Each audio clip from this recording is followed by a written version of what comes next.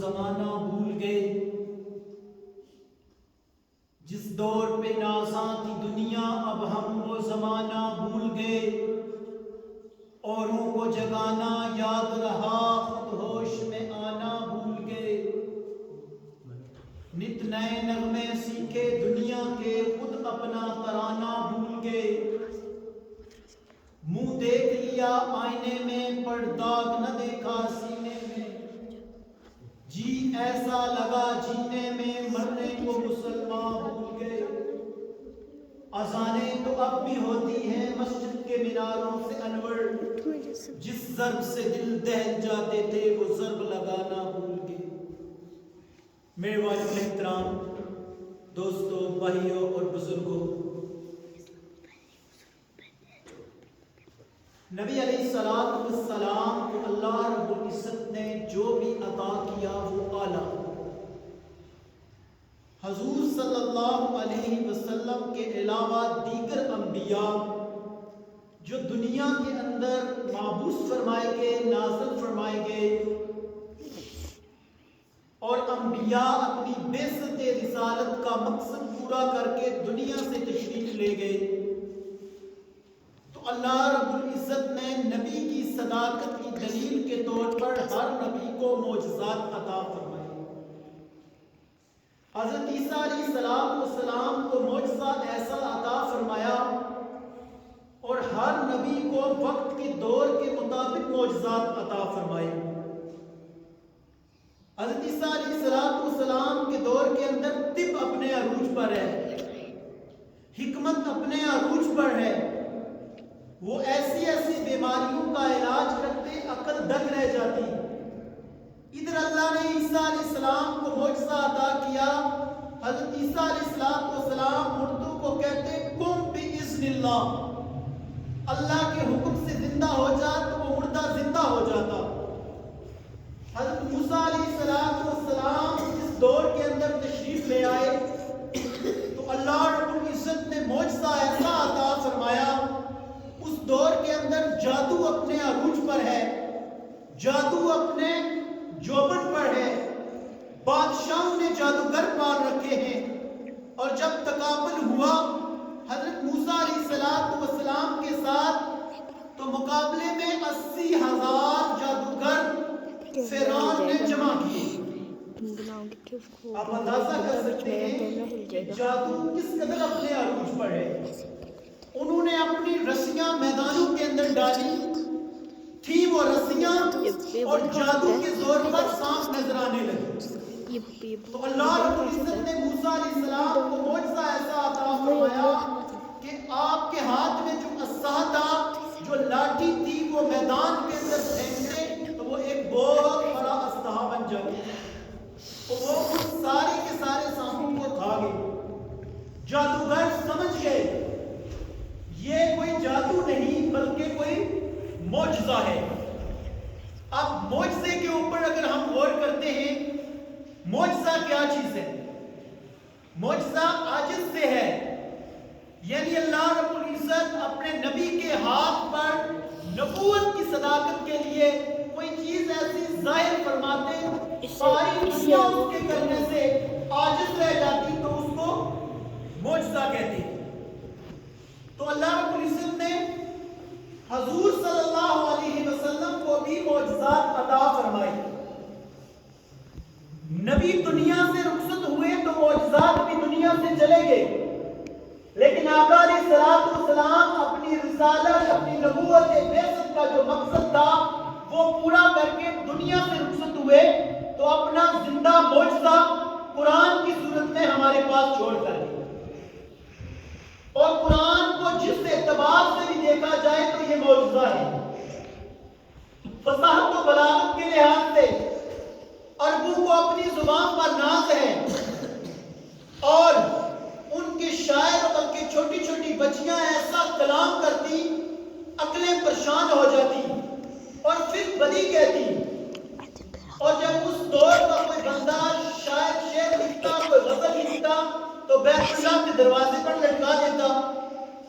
اس دور کا ان کا بڑا جو چیک کرنے کے لیے آتا، ان کا پروفیسر آتا، وہ چیک کرتا، نمبر لگاتا، اس کا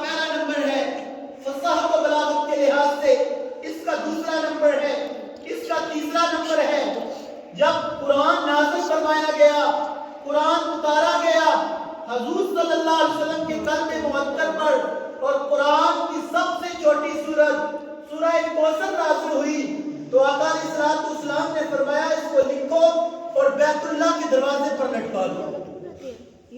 اب وہ جو ان کا پروفیسر چیک کرنے لگا، جب قرآن کی اس آیت پر پہنچا اِنَّا أَعْطَيْنَاكَ الْكَوْثَرَ، تو پڑھتا چلا گیا اور کہنے لگا کہ یہ کسی بشر کا کلام نہیں ہو سکتا۔ قرآن فصاحت و بلاغت کے لحاظ سے اپنی مثال آپ ہے۔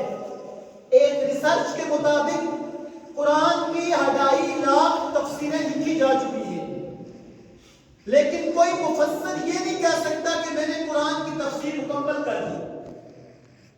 جب بھی اہل علم اس کے اندر غوطے لگاتے ہیں تو اس کے اندر سے نکتے نکالتے ہیں۔ تو میرے محترم بھائیوں اور بزرگوں، قرآن حضور صلی اللہ علیہ وسلم کا زندہ معجزہ ہے اور ہمارے پاس موجود ہے۔ رب ذوالجلال ارشاد فرماتے ہیں الف لام میم، یہ حروف سائلنٹ خاموش ہیں، کسی مفسر نے اس کا ترجمہ نہیں کیا اور نہ ہی کوئی مفسر کر سکتا ہے۔ اب اللہ رب العزت نے ان سارے فکروں کا جواب قرآن مجید کی ابتدا میں دے دیا جو لوگ کہتے ہیں کہ قرآن کو سمجھ کے پڑھو، قرآن انسانی زندگی کا مقصد بتاتا ہے، قرآن شب و روز بتاتا ہے کہ بندے کے شب و روز کیسے ہیں، بندے کا اٹھنا بیٹھنا کیسے ہو۔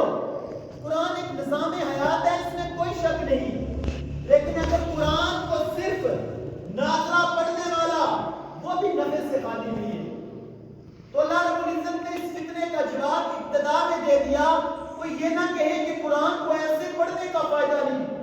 الف لام میم یہ قرآن کے 3 حروف ہیں، اگر ان 3 حروف کو پڑھنے سے 30 نیکیاں نامہ اعمال کے اندر لکھی جائے گی، لیکن اس کا ترجمہ، اس کی تفسیر کوئی نہیں جانتا، اللہ کی سوا، اس کے رسول کی سوا۔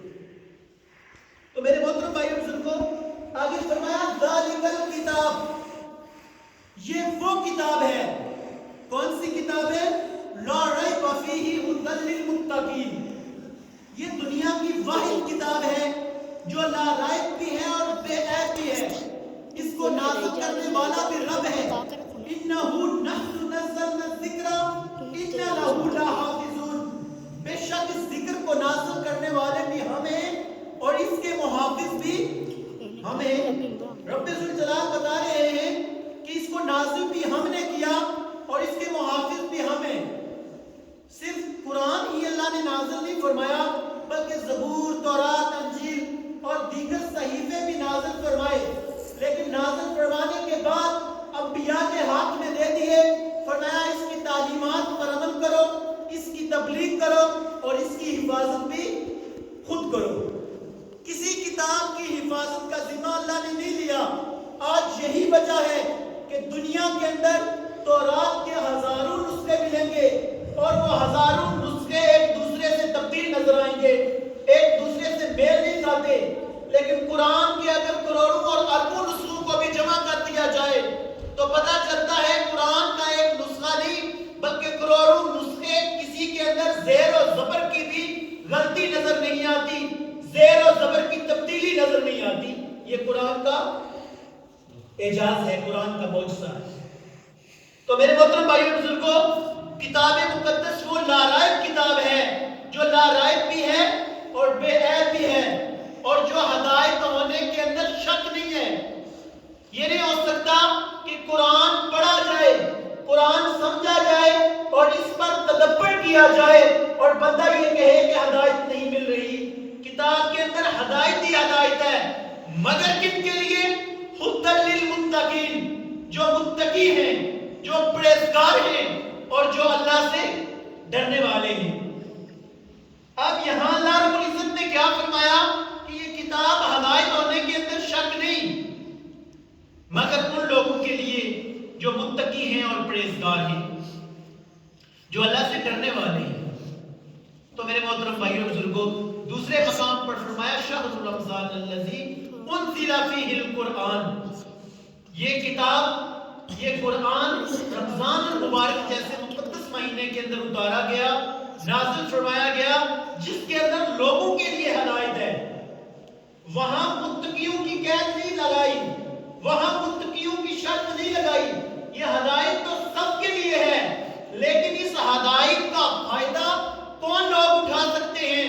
اللہ رب العزت نے بالترتیب اور بالتفصیل ذکر فرمایا کہ یہ کتاب ہدایت ہونے میں شک نہیں ہے، اس کا فائدہ وہی لوگ اٹھائیں گے جو متقی ہیں، جو پرہیزگار ہیں اور جو اللہ سے ڈرنے والے ہیں۔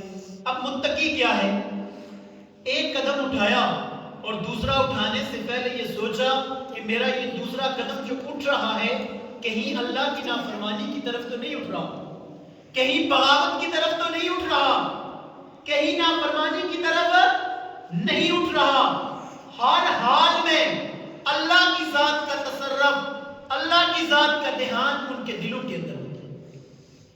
آگے وہ کرتے کیا ہیں؟ الذین یؤمنون بالغیب، جو غیب پر ایمان لاتے ہیں۔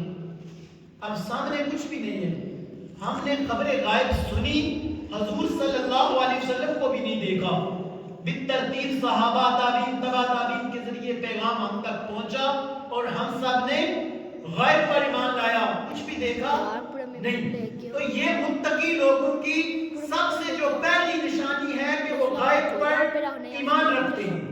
قرآن حق ہے، سچ ہے، آقا علیہ السلام آخری نبی ہے، آپ کے بعد نبوت کا دروازہ بند ہے، یہ سارا غیب پر ایمان ہے۔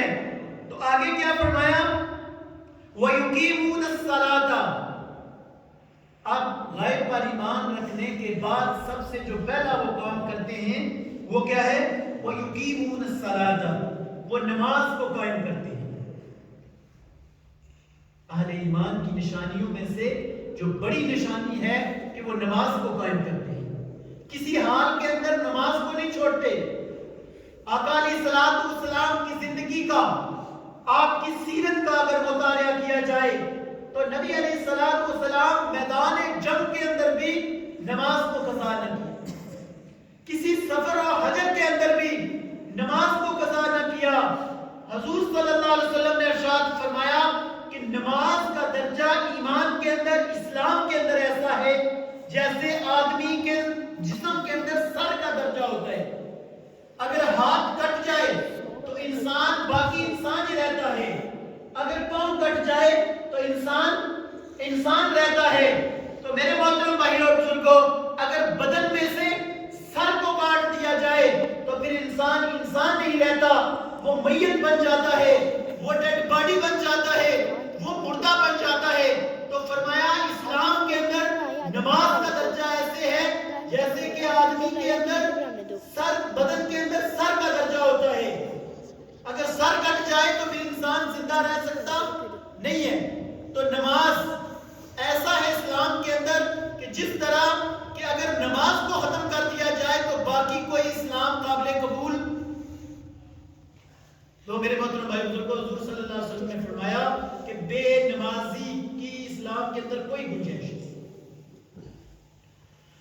چاروں ائمہ اربعہ، امام شافعی، امام مالک، امام اعظم ابو حنیفہ اور امام احمد بن حنبل، امام اعظم ابو حنیفہ کو چھوڑ کر تینوں اماموں کا یہ فتویٰ ہے کہ بے نمازی کو قتل کر دیا جائے۔ اور امام اعظم ابو حنیفہ نے تھوڑی سی نرمی کی، کتنی نرمی کی؟ فرمایا بے نمازی کو قید کے اندر ڈال دیا جائے، اگر یہ توبہ طائب ہو جائے تو پھر اس کو آزاد کر دیا جائے، اگر یہ توبہ طائب نہیں ہوتا، نماز پر نہیں آتا تو اس کو بھی قتل کر دیا جائے۔ حضور صلی اللہ علیہ وسلم کی حدیث مبارکہ ہے، فرمایا سراسر ظلم ہے، کفر ہے، نفاق ہے اس شخص کا فعل جو اللہ کے منادی یعنی مؤذن کی آواز کو تو سنتا ہے، مسجد کو نہیں آتا۔ حضور صلی اللہ علیہ وسلم کیا ارشاد فرما رہے ہیں کہ سراسر ظلم ہے، کفر ہے، نفاق ہے اس شخص کا فعل جو مؤذن کی آواز کو سنتا ہے اور مسجد میں نماز کے لیے نہیں آتا۔ تو میرے محترم بھائی اور بزرگوں، طائف سے ایک وفد آیا آقا علیہ السلام کی بارگاہ اقتصا کے اندر، اور انہوں نے کچھ شرائط رکھی کہ اللہ کے نبی ہم اسلام لانا چاہتے ہیں، ہم اسلام قبول کرنا چاہتے ہیں، لیکن ہماری کچھ شرائطیں. تو آقا علیہ السلام نے پوچھا کون سی شرائطیں؟ تو کہنے لگے ہم اسلام تو قبول کریں گے لیکن ہم شراب بھی پیئیں گے. آقا علیہ السلام نے شرط کو قبول فرما لیا. چلو اسلام کے اندر آئیں گے آہستہ آہستہ، شراب بھی چھوڑ دیں گے. دوسری شرط انہوں نے لگائی کہ ہم اسلام تو قبول کریں گے، کلمہ تو پڑھیں گے، زنا نہیں چھوڑیں گے. آقا نے اس کو بھی قبول فرما لیا. رفتہ رفتہ کئی گناہ انہوں نے گنوا دیے کہ ہم اسلام قبول کریں گے، یہ عمل ہم نہیں چھوڑیں گے. اور آخر میں کہنے لگے کہ ہم اسلام قبول کریں گے، نماز نہیں پڑھیں گے. تو آقا علیہ السلام فوراً جلال میں آ گئے. فرمایا تیرے اسلام کی، تمہارے اسلام کی ہمیں ضرورت نہیں ہے. فرمایا وہ اسلام نہیں جس کے اندر نماز نہیں. تو اہل ایمان کی نشانیوں میں سے سب سے بڑی اور جو پہلی علامت ہے کہ وہ غائب پر ایمان لانے کے بعد سب سے پہلا عمل کیا کرتے ہیں؟ وَيُقِيمُونَ الصَّلَاةَ، وہ نماز کو قائم کرتے ہیں. اور نماز کو قائم کرنے کے بعد جو دوسری ان کی علامت ہے وَمِمَّا رَزَقْنَاهُمْ يُنْفِقُونَ، جو رزق ہم نے ان کو دیا ہے اس میں سے خرچ کرتے ہیں. اب عبادات میں سب سے پہلی چیز نماز آ گئی، اور نماز کے فوراً بعد اللہ رب العزت نے اہل ایمان کی نشانیوں میں سے دوسری نشانی کو بتایا کہ جو رزق ہم نے ان کو دیا ہے اس میں سے خرچ کرتے ہیں. اب اس سے مراد زکوٰۃ بھی ہے اور نفلی صدقات بھی ہیں. جتنی بھی مالی عبادت ہے وَمِمَّا رَزَقْنَاهُمْ يُنْفِقُونَ، جو رزق ہم نے ان کو دیا ہے اس میں سے اللہ کے نام پر خرچ کرتے ہیں. تو میرے محترم بھائیوں اور بزرگوں، خرچ کرنے کے فضائل آقا علیہ السلام کی احادیث مبارکہ میں بڑے کثرت کے ساتھ ہیں. فرمایا جو بندہ 1 روپیہ اللہ کے نام پر خرچ کرتا ہے تو اللہ رب العزت اس کو 10 گنا دنیا کے اندر عطا فرماتے ہیں، اور آخرت میں 70 سے لے کے 700 تک کا تو وعدہ اللہ رب العزت نے کر رکھا ہے. اور اللہ والوں کو، اہل ایمان کو ان باتوں پر کس قدر یقین تھا. ہم کہتے ہیں اللہ کی راہ میں خرچ کریں گے ہمارا مال کم ہو جائے گا، لیکن اہل اللہ جو اللہ والے تھے، جو اہل ایمان تھے، ان کا ایمان کس قدر بلند تھا. حضرت رابعہ بصریہ رحمہ اللہ تعالی، آپ ایک دن روزے کی حالت میں ہیں اور گھر میں کھانے کے لیے ایک ہی روٹی ہے. وہ روٹی تیار کی تو ساحل نے آواز لگائی اللہ کے نام پر کوئی کچھ دے دو. تو حضرت رابعہ بصریہ نے وہ روٹی اٹھائی اور اس فقیر کو عطا کر دی. اب تھوڑی دیر گزری، ایک آدمی آیا، دروازے پر دستک ہوئی اور کچھ روٹیاں اس نے اٹھائی ہوئی. وہ حضرت رابعہ بصریہ کے سامنے پیش کی، کسی نے بھیجی. تو جب گنی تو وہ 9 روٹیاں تھیں. حضرت رابعہ بصریہ رحمہ اللہ تعالی علیہ کہنے لگی کہ یہ میری نہیں ہے. تو وہ آدمی، وہ شخص کہنے لگا کہ یہ روٹیاں آپ کی ہیں. تو وہ کہنے لگی یہ میری نہیں ہو سکتی. کیوں؟ اللہ نے 1 کے بدلے میں 10 کا وعدہ کیا ہے، یہ تو 9 ہیں. کس قدر ایمان ہے اللہ کی ذات پر. تو وہ آدمی اصرار کرنے لگا، یہ انکار کرنے لگی. آخر وہ آدمی بولا تھی تو 10 ہی، لیکن راستے میں مجھے بھوک لگی ہوئی تھی، 1 میں نے کھا لی. میرے محترم بھائی بزرگوں، کس قدر اللہ کی ذات پر ایمان ہے. تو حضور صلی اللہ علیہ وسلم نے کیا فرمایا کہ وہ آدمی مومن نہیں ہو سکتا، خدا کی قسم وہ مومن نہیں ہو سکتا. 3 دفعہ ارشاد فرمایا، اور 3 دفعہ ارشاد فرمانے کے بعد فرمایا جو خود پیٹ بھر کر کھانا کھا لے اور اس کا پڑوسی بھوکا رہے. تو ہمیں اس چیز کا مکلف بنایا گیا. ہم اپنے قرب و جوار کے اندر، اپنے دوست و احباب کے اندر، اپنے رشتہ داروں کے اندر ان لوگوں کو تلاش کریں. تو یہ اہل ایمان کی علامت ہے وَمِمَّا رَزَقْنَاهُمْ يُنْفِقُونَ، جو مال ان کے پاس ہے، جو اللہ کا دیا ہوا ہے، جو اللہ کا عطا کیا ہوا ہے، اس میں سے اللہ کے لیے خرچ کرتے ہیں، اللہ کے نام پر خرچ کرتے ہیں. اور یہ نہیں اللہ کے نام پر خرچ کیا اور اپنے تعلق اپنی رشتہ داریاں پالنے کے لیے اور اپنے ذاتی کام اٹھانے کے لیے غریبوں کو عطا کرنا، یہ بھی غلط بات ہے۔ بلکہ جس کو دیا جا رہا ہے اس کے لیے وہ کہتے ہیں نیکی کر اور دریا میں ڈال، بھول جائے کہ میں نے اللہ کو دے دیا ہے، اور اپنی ذاتی کوئی غرض اس کے اندر نہ آنے دے۔ وَمِمَّا رَزَقْنَاهُمْ يُنْفِقُونَ، اس سے مراد زکوٰۃ بھی ہے۔ اگر بندہ حلال کام کرتا ہے، شب و روز محنت کرتا ہے، اور ایک مال جو اس کے پاس موجود ہے اس کی مقدار مفتیان بتاتے ہیں، بندے کو سیکھنا چاہیے کہ کن امور کے اوپر زکوٰۃ فرض ہو جاتی ہے، اور جب زکوٰۃ فرض ہو جائے تو سال گزر جانے کے بعد اس مال کے اوپر 100 میں سے 2.5 روپے اللہ کے ہوتے ہیں، اللہ کے نام پر زکوٰۃ بندہ دیتا ہے۔ اگر وہ زکوٰۃ نہیں دے رہا، اس کی حلال کمائی، اس کی محنت مشقت والی کمائی حرام ہو جاتی ہے۔ تو آج اس باتوں کا کہاں اہتمام کیا جا رہا ہے؟ تو میرے محترم بھائیو بزرگوں، ایمان کا تقاضا ہے کہ نماز کے فوراً بعد جو رزق اللہ نے دیا ہے اس میں سے اللہ کے نام پر اٹھانا، اللہ کے نام پر خرچ کرنا، اس کے اندر اللہ رب العزت برکات عطا فرماتے ہیں۔ جس مال کے اندر زکوٰۃ دی جائے، آج ممبروں اور محرابوں سے یہ آوازیں بھی بند ہوں گی، دعوت چلتی تھی زکوٰۃ کی، دعوت چلتی تھی کہ لوگوں سود سے بچو، لیکن آج کیا ہوا کہ ہم دنیا کے اندر ایسے مگن ہوئے کہ ہم بھول گئے۔ سود پر ہمیں پتا چلتا ہے کہ مال بڑھتا ہے، اور سود کے نام بھی بدل دیے۔ اب سود کو کیا کہتے ہیں؟ پرافٹ۔ اب پرافٹ مل رہی ہے، لیکن اللہ کے محبوب صلی اللہ علیہ وسلم نے ارشاد فرمایا جو بندہ سود کا ارتکاب کرتا ہے، سود کھاتا ہے، ایک لقمہ جس کے منہ کے اندر سود کا چلا گیا، اپنی ماں کے ساتھ 34 مرتبہ زنا کرنے کے لیے۔ اور جو سود کھاتا ہے وہ اللہ اور اس کے رسول کے ساتھ اعلان جنگ کرتا ہے۔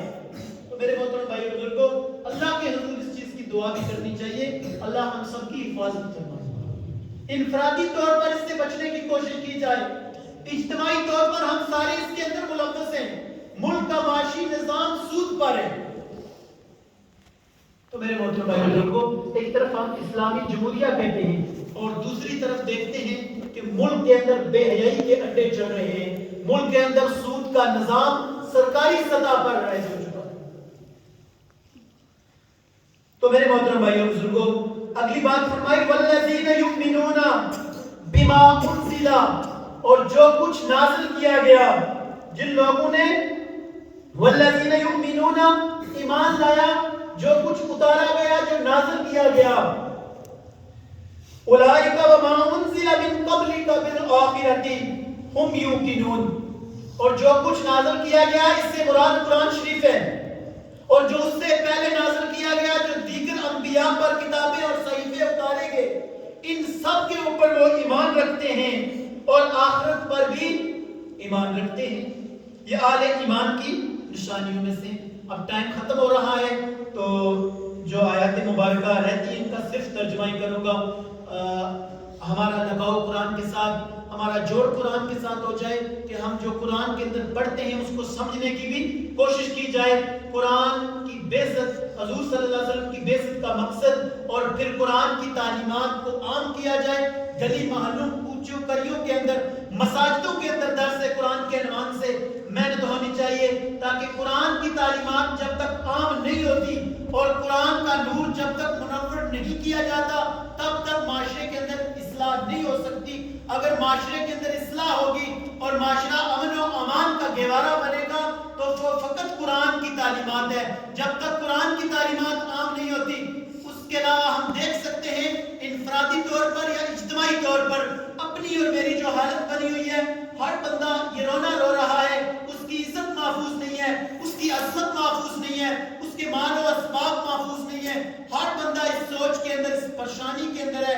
تو میرے محترم بھائی اور بزرگوں، قرآن کے ساتھ ہمارا رشتہ مضبوط ہو جائے۔ اولئک علی ھدی من ربہم واولئک ھم المفلحون، اولئک علی ھدی من ربہم واولئک ھم المفلحون، ان الذین کفروا سواء علیہم اانذرتہم ام لم تنذرہم لا یؤمنون۔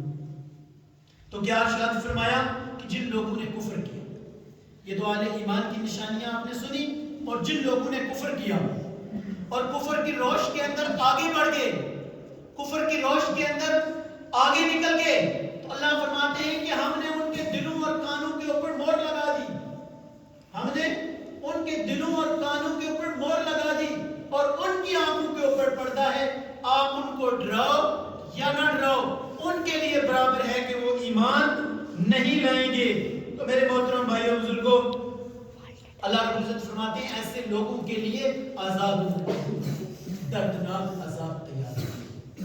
تو میرے محترم بھائیو اور بزرگوں، آج ہماری پچھلی زندگی جو گزر چکی ہے اس پر ہم سب کو استغفار کرنی ہے، اور اللہ رب العزت کو یہ استغفار بڑا محبوب ہے، اور آئندہ جو آنے والی زندگی ہے اس زندگی کے اندر ہم قرآن کو اپنا دستور اور منشور بنائیں، اور قرآن سے پوچھیں کہ قرآن ہماری زندگی کا مقصد کیا ہے، قرآن تو کیوں آیا اور تیرے آنے کی غرض و غائب کیا ہے۔ جب تک ہم قرآن کے ساتھ اپنا رشتہ مضبوط نہیں کرتے، قرآن کے ساتھ اپنا رشتہ نہیں جوڑتے، تو میرے محترم بھائی بزرگوں، تب تک معاشرے کے اندر امن و امان قائم نہیں ہو سکتا۔ جو کچھ کہا سنا، اللہ عمل کی توفیق عطا